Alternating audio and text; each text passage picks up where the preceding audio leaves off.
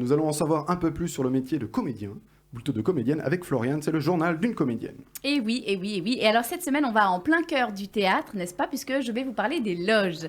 Alors les loges, qu'est-ce que c'est ? Eh bien, c'est pas compliqué. À la base, les loges, c'est l'endroit où l'on se change. Mais ça, c'est sur papier seulement. En vérité, les loges, c'est tellement plus que ça.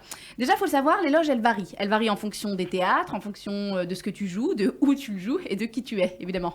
Parce que si tu es Gérard Darmon, tu n'auras pas la même loge que si tu es Floriane Schaap.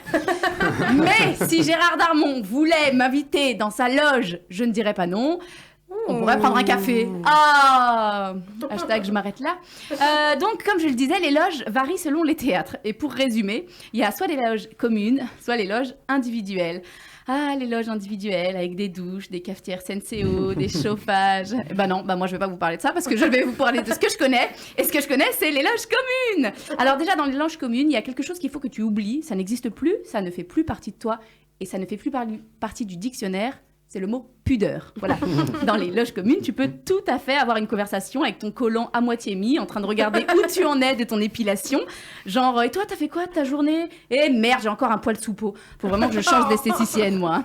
Ou, sens inverse, t'es gentiment en train de te maquiller, et alors que tu vas caresser ton cil avec ton mascara, tu t'approches du miroir et tu aperçois derrière ta voisine de loge, à poil, un biscuit à la main, en train de se regarder les dessous de bras, qui te raconte sa life. Non, parce que moi, aujourd'hui, j'ai emmené mon chien chez le veto. Non, mais il a vomi toute la nuit. Tiens, tu veux un biscuit ? Non. Pas là, non. Bref, les loges communes, ça tisse des liens très forts et t'as plutôt intérêt de bien t'entendre avec celles ou ceux qui sont dans ta loge. Parce que tu vas pas uniquement partager ces petits moments intimes de plaisir et de vie commune. Non, tu vas partager la concentration. Ouais, les loges, elles servent aussi à ça, à se concentrer. Certains diront à se mettre dans la peau du personnage. Moi, je déteste cette expression. Elle me dégoûte. Je ne rentre dans la peau de personne. Et personne ne rentre dans ma peau. Laissez-la tranquille. On l'a déjà assez chié avec l'acné. Bref, la concentration, donc, c'est propre à chacun. Et si t'as une voisine de loge qui passe toute sa préparation à réciter La Mouette de Tchekhov, bah t'as intérêt à être accroché. Par exemple, moi, j'ai connu un type, un acteur, qui, pour se chauffer la voix ou faire des exercices de diction avant d'entrer en scène, il répétait beat, beat, beat, beat, et il allongeait ses voyelles, comme si cet exercice était tout à fait normal. Donc, Dieu merci, il n'était pas dans ma loge, mais dans la loge d'en face, et de temps en temps, quand il allait chercher de l'eau, j'entendais passer devant ma porte, beat, beat. Voilà, j'aurais très bien pu entendre pour qui sont ces serpents qui sifflent sur vos têtes, mais non, j'entendais beat. Bon, après tout, pourquoi pas, chacun fait ce qu'il veut, hein. Mais je crois bien d'ailleurs que son voisin de loge ne peut plus le saquer. Bref, vous l'aurez compris, les loges, c'est la cour des miracles, hein. On y mange, on se raconte nos vies, on s'habille, on se dispute aussi, mais on se marre bien.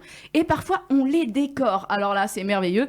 Bah oui, si tu sais que tu vas y passer tous les soirs de l'année, tu te dis, tiens, je vais un peu rendre l'endroit chaleureux. Attention, hein, des fois, c'est peine perdue. Il n'y a pas de mur, t'es juste planqué derrière un auvent. Et ça ne s'appelle pas une loge. Mais bon, faudra le dire au théâtre de tournée. Alors, le moment déco, c'est quand même génial parce que tu découvres les Valérie Damido de la loge. Ceux qui sont arrivés avec des cadres, des photos, un petit bout de tissu par-ci, une affiche de film par-là. Non, je vous assure, les loges, ça en dit beaucoup sur les gens. Par exemple, si celle avec qui tu partages ton petit cocon a une passion pour, je sais pas moi, les oiseaux, bah, tu vas avoir du héron cendré à tout va, hein, une petite cage sur la table, une plume au-dessus de la porte, un poster de perdrix rouge, très rare cet oiseau, au-dessus du miroir. Bon, bref.